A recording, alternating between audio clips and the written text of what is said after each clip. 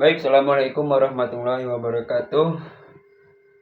Perkenalkan, nama saya Akmal Fakih Zaidan dari kelas 4D, jurusan Sejarah Peradaban Islam. Di sini saya akan membahas atau mereview buku yang dibikin oleh Dr. Asep Ahmad Hidayat. Di sini ada 3 buku.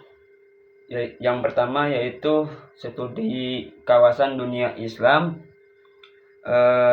Sejarah, Teori, dan Pemetaan Kawasan. Banyak juga di dalam buku ini ya, itu banyaknya terjadinya peperangan ya, peperangan Perang Dingin dari tahun 1945 hingga 1991. Setelah Perang Dingin itu Uni Soviet atau sekarang ini adalah Rusia itu udah turun atau hancur ya, bukan hancur sih, apa ya, jadi kayak runtuh gitu, sekarang jadi Rusia. Dan pembahasan kedua itu yaitu Sejarah Sosial Muslim Minoritas Etnis Melayu di Nusantara, seperti ada di Patani Thailand, Singapura, Moro, Filipina, dan Timor Leste.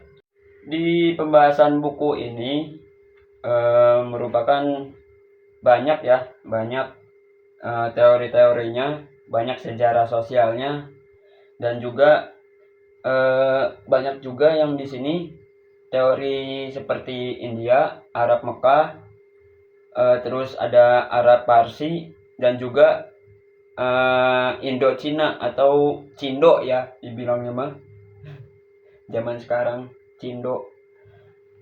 Jadi di sini juga di teori Cindo ini didukung juga oleh sama penulis juga, yaitu Dr. Asep Ahmad Hidayat, dan juga didukung oleh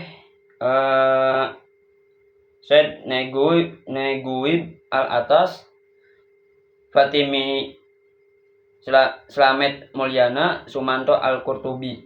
Di situ juga didukung oleh ini yang saya sebutkan tadi, yang teori-teori tentang pembahasan teori ininya Cindo. Dan banyak juga pembahasan-pembahasan lainnya. Dan yang terakhir, buku yang terakhir ya, yaitu Sejarah Tasawuf dan Tarekat.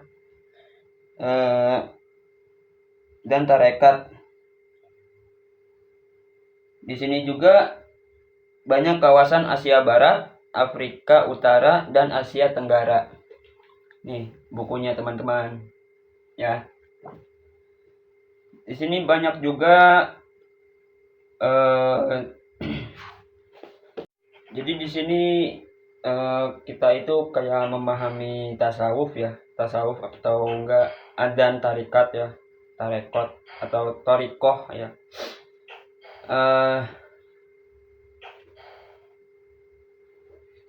Banyak juga di sini apa itu tasawuf. Tasawuf itu kesalahan mendasar pada penstudi tentang tasawuf dan tarekat atau seorang pembelajar ya, menggunakan referensi kajian bukan referensi primer, bukan dari sumber tulisan yang ditulis oleh ahli tasawuf itu sendiri, atau dari sumber lisan para pengamal tasawuf dan tarekat. Jadi di situ banyak ya kesalahgunaan dari seorang pembelajar ataupun itu. Dan di sini juga ada apa itu tarekat. Tarekat itu penting lainnya.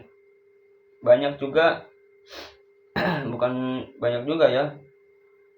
Kata tarekat dalam bahasa Arab yaitu jalan kecil, atau bahasa dari ininya juga bisa diartikan juga sebagai metode atau cara ya.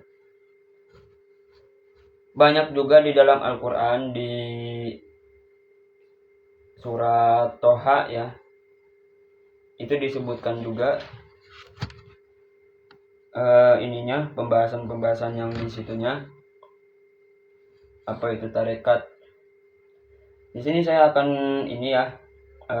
mengartikannya. Dan sungguh telah kami wahyukan pada Musa, tempuhlah perjalanan di malam hari bersama para hamba-hambaku. Buatlah untuk mereka jalan ke ring di laut, tarikon fil bahr. Janganlah kau mencemaskan akan tersusul, dan janganlah menjadi takut.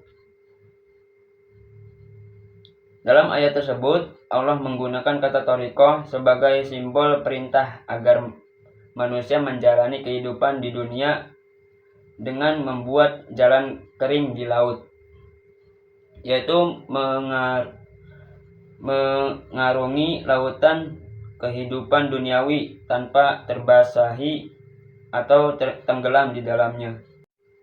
Sejak awal berdirinya tasawuf, di antara abad ke-7 hingga ke-9, tempat suci, persaudaraan, dan doktrin para sufi memiliki pengaruh yang luas di hampiri setiap sudut dunia Islam.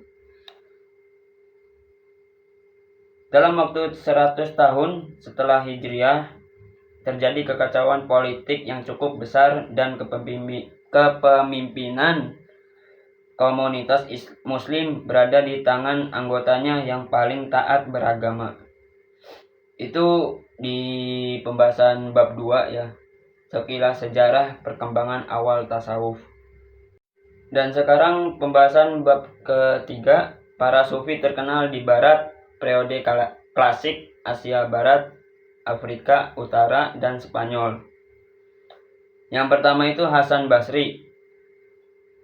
Nama lengkapnya Abu Sa'id Al-Hasan Yasar Al-Basri, lahir pada tahun 642 atau 21 Hijriah.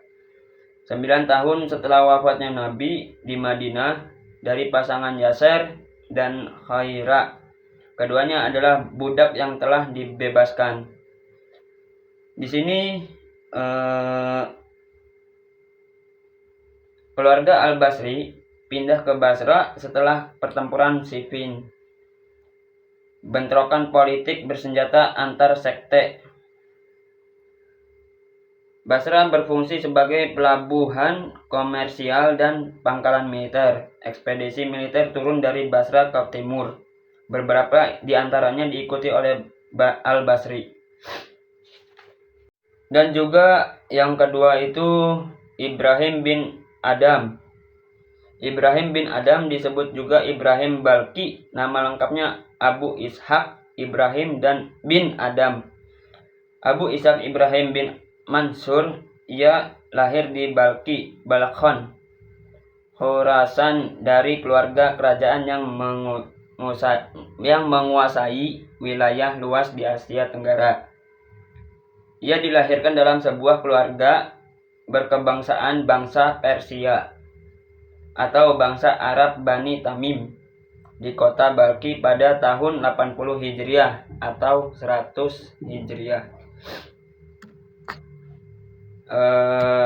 Banyak juga ya nama-nama yang terkenal di Asia Barat.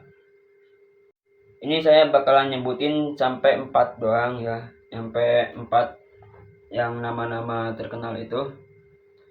Yang ketiga, Sufyan Al-Thawri. Nama lengkapnya Sufyan bin Sa'id bin Masruq bin Habib bin Rafi bin Abdillah, dipanggil juga dengan panggilan Abu Abdillah Al-Thawri. Di Indonesia dikenal dengan sebutan Sufyan Al-Thawri. Ia lahir di Kufah pada tahun 96 Hijriah atau bertepatan dengan tahun 716 Masehi. Ia wafat pada bulan Sya'ban tahun 161 Hijriah. atau setara dengan 778 Masehi di Basrah. Dan yang keempat yaitu Rabi'ah al-Adawiyah. Detail kehidupan Rabi'ah masih kurang jelas meskipun tampaknya ia lahir sekitar tahun 717. Ibu dan ayahnya Ismail, seorang suci yang menganut hidup miskin, tinggal di tepi gurun dekat kota Basrah atau Irak ya. Mereka memiliki 4 anak perempuan, masing-masing mereka beri nama Rabi'ah dengan nama tambahan untuk membedakan mereka. Rabi'ah artinya yang keempat. Nama lengkapnya Rabi'ah al-Adawiyah atau Rabi'ah al-Qaisiyah. Nama al-Adawiyah mengacu pada marganya dan Qaisiyah mengacu pada sukunya yang tinggal di sekitar kota Basrah atau yang sekarang itu Irak. Baik, di sini saja pembahasan saya. Maaf ya karena tidak terlalu ini. Kurang lebihnya mohon maaf. Bila ada kesalahan atau kekurangan, bisa komen saja di komentar ya di bawah sini. Jadi kurang lebihnya mohon maaf. Wassalamualaikum warahmatullahi wabarakatuh.